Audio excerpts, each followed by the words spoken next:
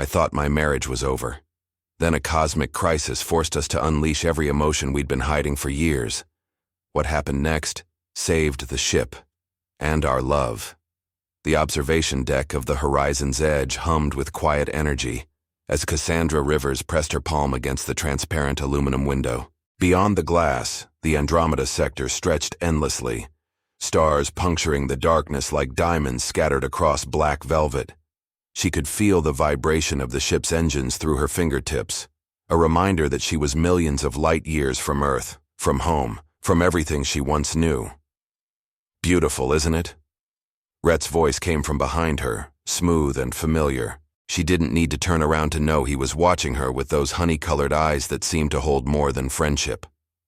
Terrifying, actually, Cass replied, her breath fogging the glass.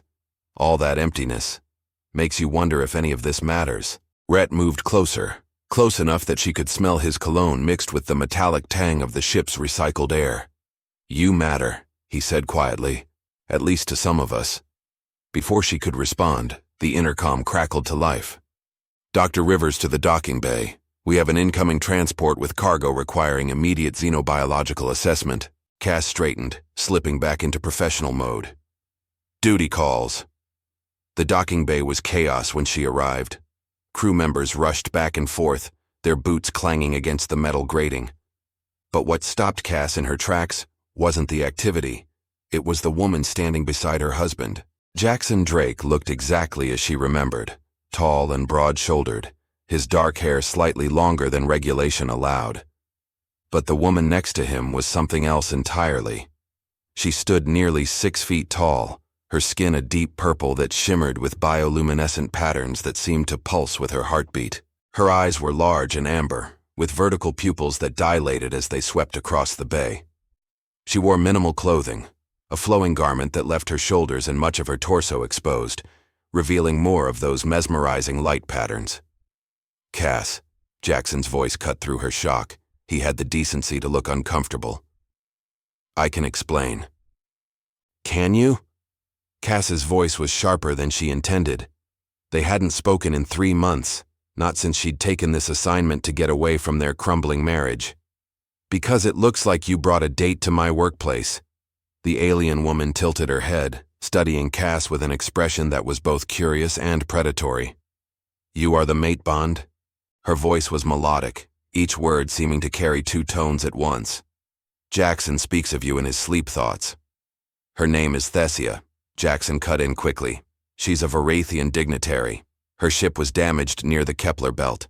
We rescued her crew, but she needs to stay aboard until repairs are completed.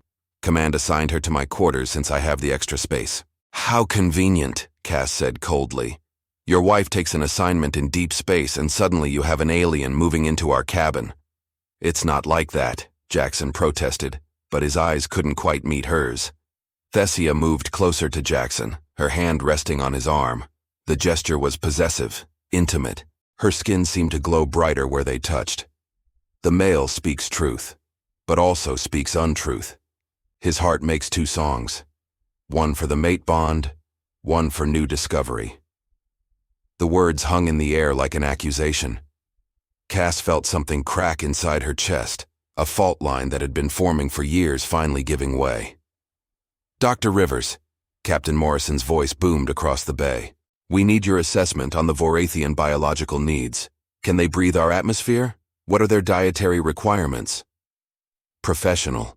She needed to be professional. Cass turned away from Jaxon and Thessia, forcing herself to focus on the task at hand. I'll need to run a full bioscan. Thessia, if you'll come with me to the medical bay. I accompany, Jaxon said firmly. No, Cass shot back. You're needed in engineering.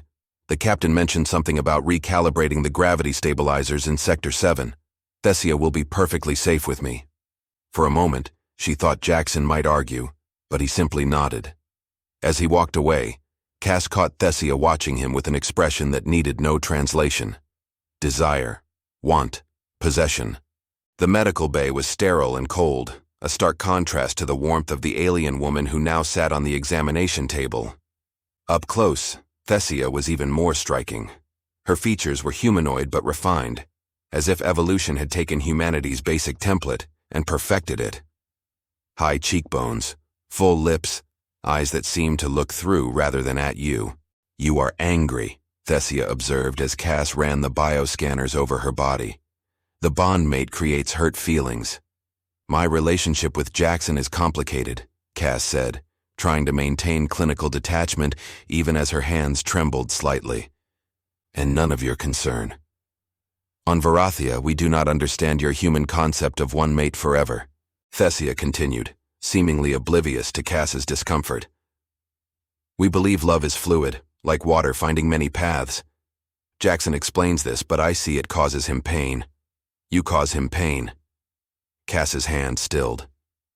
I cause him pain? I'm not the one who stopped trying. Who buried himself in work and forgot we were supposed to be partners. Perhaps you both forgot, Thessia suggested, her voice surprisingly gentle. Perhaps you both ran to the stars to escape truth. But truth follows. Truth always follows. The bioscanners beeped, indicating the scan was complete. Cass studied the readouts, grateful for the distraction. You're compatible with our atmosphere, though you'll need supplements for trace minerals your biology requires. I'll have them synthesized. You are kind, Thessia said, sliding off the table. Even when heart hurts, you are kind. I understand why Jaxon's sleep thoughts call your name. Before Cass could respond, Thessia reached out and touched her cheek. The contact sent a shock through Cass's system. The alien's skin was warm, almost hot, and where they touched, Cass could see faint lights dancing beneath her own skin, as if Thessia's bioluminescence was somehow contagious. What was that? Cass gasped, pulling back. Varathian greeting, Thessia explained, though her smile suggested there was more to it. We share light, share essence. Now I know you better. Know your loneliness, your desire for connection, your hunger for something real. Cass's heart was racing. You need to leave, now. As Thessia glided out of the medical bay, Cass sank into a chair, her mind spinning. What was happening? 3 months ago, she'd left Earth to escape a marriage that felt more like a business arrangement than a partnership. Now her husband was here, living with an alien woman who seemed to understand human desires better than most humans did. And worse, much worse, was the realization that she hadn't felt this alive, this aware of her own body and needs, in years. Not since the early days with Jaxon, when their love had been fire and passion instead of cold ashes. Her communicator buzzed, a message from Rhett. Heard about the situation. If you need someone to talk to, I'm here. Always here. Cass stared at the words, at the unspoken promise behind them. Rhett had made his feelings clear over the past months, his interest obvious even when she tried to ignore it. He was handsome, attentive, everything Jaxon used to be. The ship suddenly lurched, alarms blaring throughout the corridors. Cass grabbed the edge of the table as the gravity fluctuated, making her stomach drop. The intercom crackled. All hands to stations. We've encountered a spatial anomaly. Repeat, spatial anomaly detected. All personnel to emergency positions. Cass ran toward the bridge, her medical training kicking in. Whatever was happening, people might need help. As she rounded a corner, she collided with someone solid and warm. Jaxon. His hands gripped her shoulders, steadying her. Are you all right? For a moment, they were just two people again, not estranged spouses, not professionals maintaining distance. His eyes searched hers with genuine concern, and Cass felt the old pull, the magnetic attraction that had brought them together 8 years ago. I'm fine, she managed. What's happening? The anomaly is affecting the ship's systems. Engineering is trying to compensate, but we might need to evacuate certain sections. His hands were still on her shoulders, his thumbs unconsciously stroking small circles through her uniform. Cass, about Thessia. Another violent lurch cut him off. This time, they both went down, Jaxon's body covering hers protectively as debris rained down from a fractured ceiling panel. When the shaking stopped, they were tangled together on the floor, faces inches apart, breathing hard. Are you hurt? He asked, his voice rough. No, she whispered, acutely aware of every point where their bodies touched. Heat bloomed between them, familiar and terrifying all at once. His gaze dropped to her lips. God, Cass. I've missed you. The bridge was absolute chaos when Cassandra finally extracted herself from Jaxon's embrace and made it to the command center. Captain Morrison stood at the center console, her silver hair pulled back in a severe bun, her face grim as she barked orders to the crew. The view screen showed something that defied explanation. A swirling vortex of colors that shouldn't exist in nature, pulsing with energy that made the ship's instruments go haywire. "Report!" Morrison snapped as Cass entered. "Medical standing by for casualties," Cass replied, forcing herself into professional mode despite the fact that her lips still tingled from how close they'd been to Jaxon's moments ago. "We've been pulled into some kind of subspace rift," Lieutenant Commander Hayes explained from the navigation console, his fingers flying over the holographic displays. "The anomaly is generating massive gravitational distortions. We're caught in its pull." "Can we break free?" Morrison demanded. "Working on it, Captain. But our engines aren't designed for this kind of stress. If we push too hard, we could tear the ship apart." Thessia emerged from the turbolift, moving with liquid grace despite the ship's erratic movements. She approached the view screen, her bioluminescent patterns flaring bright as she studied the anomaly. "I have seen this before," she said, her dual-toned voice cutting through the noise. "In Vorathian space. We call it the hunger. It feeds on energy, on life force." "How do we escape it?" Morrison asked, not wasting time questioning the alien's knowledge. "You cannot escape. You must feed it something else. Something it wants more than your ship." Thessia turned, her amber eyes finding Cass with unnerving precision. "It wants emotional energy. Raw, powerful, unfiltered. The kind humans generate in moments of intense feeling." "That's impossible," Hayes protested. "Energy is energy. There's no such thing as emotional energy that could power an anomaly." "Your science is limited," Thessia said simply. "My people learned long ago that consciousness affects reality, especially in subspace where the barriers between thought and matter are thin." Morrison looked skeptical but desperate. "What exactly are you suggesting?" "I am suggesting that the humans on this ship stop hiding from their feelings. Stop pushing down their desires, their anger, their love. Let it out. Let it flow. Feed the anomaly what it craves, and it will release you." An uncomfortable silence fell over the bridge. Everyone knew what she was implying. The ship's crew had been maintaining professional distance for months, regulations keeping them cordially separate, emotions carefully controlled. It was how you survived in the close quarters of a deep space vessel. "That's insane," Rhett said, entering the bridge with a repair kit slung over his shoulder. His eyes immediately found Cass, as they always did. "We're supposed to just start having feelings at everything?" "Not at everything," Thessia corrected, moving toward him with predatory interest.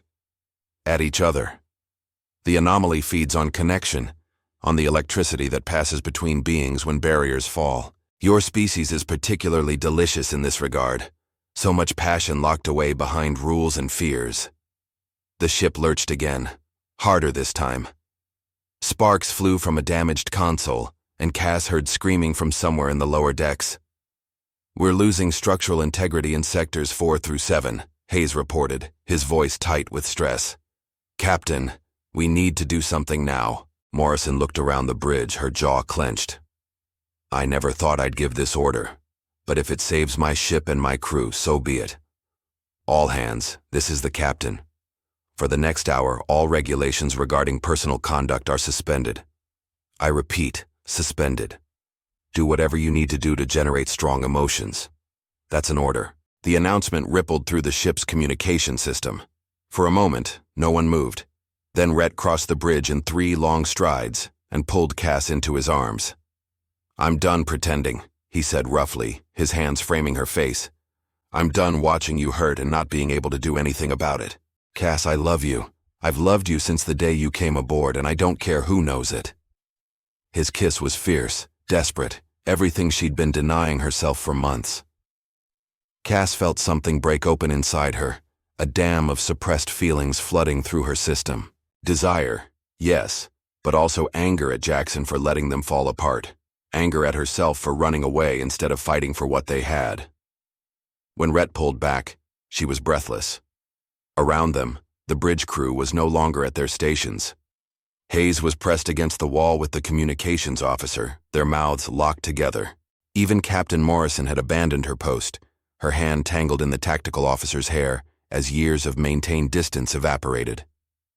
Thessia stood in the center of it all, her body glowing so bright she illuminated the entire bridge. "Yes," she breathed, her eyes half closed in something like ecstasy. "This is what it needs. More. You need more." The turbolift opened again, and Jaxon emerged, taking in the scene with wide eyes. His gaze found Cass in Rhett's arms, and something dark and possessive flashed across his face. He crossed the bridge like a storm, grabbing Cass's wrist and pulling her away from Rhett. "What the hell are you doing?" Jaxon demanded, his voice low and dangerous. "What does it look like?" Cass shot back, her own anger rising to meet his. "I'm finally doing what I want, what I need. Something you stopped caring about years ago." "I never stopped caring," Jaxon growled. "I never stopped wanting you.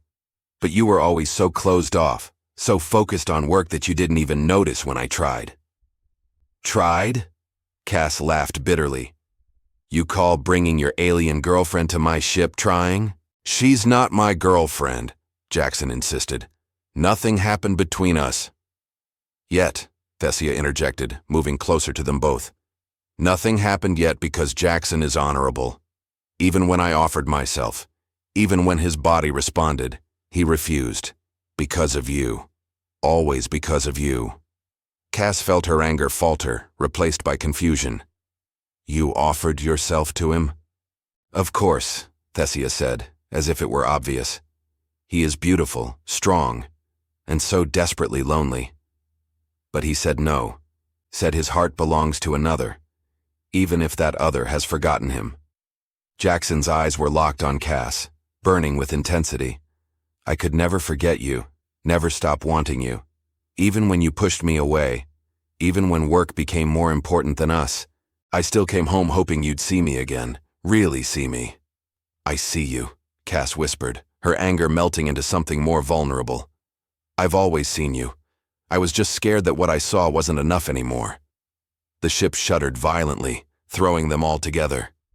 Jackson's arms came around Cass instinctively, protective and possessive at once. She could feel his heart hammering against her cheek, could smell the familiar scent of his skin beneath the standard issue soap they all used. "The anomaly is responding," Hayes called out from where he'd returned to his console, though his uniform was decidedly disheveled. "The energy readings are stabilizing. Whatever we're doing, it's working." Thessia moved behind them, her hands touching both Cass and Jackson's shoulders. Where her skin made contact, they could both feel a surge of heat, of awareness that seemed to amplify everything they were already feeling. "You both want the same thing," Thessia murmured, her voice weaving through their consciousness like silk. "You both ache for connection, for the passion you once shared. Stop fighting it. Stop hiding behind hurt and pride. Feel. Just feel." Cass tilted her head up, finding Jackson's eyes. In them she saw everything she'd been missing: desire, love, frustration, hope. Without thinking, she rose on her toes and kissed him. Not gently, not tentatively, but with all the pent-up longing of 3 months apart, of years of slowly losing each other. Jaxon made a sound deep in his throat, his hands tightening on her waist as he kissed her back with equal fervor. It was like falling into fire, into something that burned away all the careful distance they'd maintained. Around them, the ship hummed with energy as the crew gave in to their own suppressed feelings. Rhett watched from across the bridge, his expression a mixture of resignation and understanding. "Guess I never really had a chance, did I?" he said to no one in particular. Thessia moved to him, her luminescent hand trailing down his chest. "Perhaps not with her. But there are other opportunities, pilot, other connections to be made." Her smile was pure temptation. "If you are brave enough to accept what you truly desire." The anomaly outside the ship began to shift, its violent swirling slowing to something more rhythmic, almost like breathing. The gravitational distortions eased and the horizon's edge stopped its violent shaking. "We're stabilizing," Hayes reported, wonder in his voice. The anomaly is releasing us. Captain, I think it's actually working. Morrison, who had resumed her command position with remarkable composure despite her still flushed cheeks, studied the view screen. Maintain current status. All departments, report in. As the bridge crew scrambled back to their stations, Cass remained in Jaxon's arms, neither of them willing to let go just yet. The emergency had passed, but something fundamental had shifted between them. The walls they'd built had come down, and there was no putting them back up. "Come with me," Jaxon said quietly, his lips brushing her ear. "To our quarters. We need to talk. Really talk." Cass nodded, letting him lead her off the bridge. Behind them, Thessia watched with satisfaction, her body still glowing with the residual energy she'd absorbed from the emotional storm around her. This human concept of love, of desire, of connection, it was far more complex and powerful than she'd anticipated. The quarters Jaxon had been assigned were larger than standard crew accommodations, with a separate sleeping area and a small common space. The moment the door closed behind them, sealing them in privacy, the energy between them ratcheted up again. "Cass," Jaxon started, but she pressed her fingers to his lips. "Don't," she said softly. "Don't apologize. Don't explain. Just show me. Show me that you still want this. Want us." He needed no further invitation. His mouth found hers again, his hands roaming her body with familiar possession. They'd been together for 8 years, married for 5, but somehow this felt new, desperate, like they were discovering each other all over again. Clothes became obstacles to be removed, barriers between skin and skin. When they finally came together, it was explosive. Years of frustration and loneliness channeling into something raw and primal. Cass heard herself crying out, felt Jaxon's hands gripping her hips hard enough to leave marks, and didn't care. This was what had been missing, this connection, this fire, this absolute surrender to feeling. Afterward, they lay tangled in sheets that smelled like both of them, breathing hard, hearts still racing. Outside the viewport, the anomaly had dissipated completely, leaving only normal space and distant stars. "I'm sorry," Jaxon said into the darkness. "For everything. For getting so lost in work that I forgot what mattered. For letting you feel like you had to run away to find yourself." "I'm sorry too," Cass replied, her fingers tracing patterns on his chest. "For shutting you out. For being so afraid of vulnerability that I killed the intimacy between us." "What do we do now?" he asked. "How do we make sure we don't fall back into old patterns?" Cass propped herself up on one elbow, looking down at him in the dim light. "We remember this. How it felt to almost lose each other. We make time for us, not just work. We talk, even when it's hard, especially when it's hard." "And if I want to kiss you in the middle of your shift?" Jaxon asked, a hint of his old playfulness returning. "Then you better make it worth getting written up for unprofessional conduct," Cass replied, smiling against his lips as he pulled her down for another kiss. A soft chime at the door interrupted them. "Enter," Jaxon called, quickly pulling the sheet up to preserve some modesty.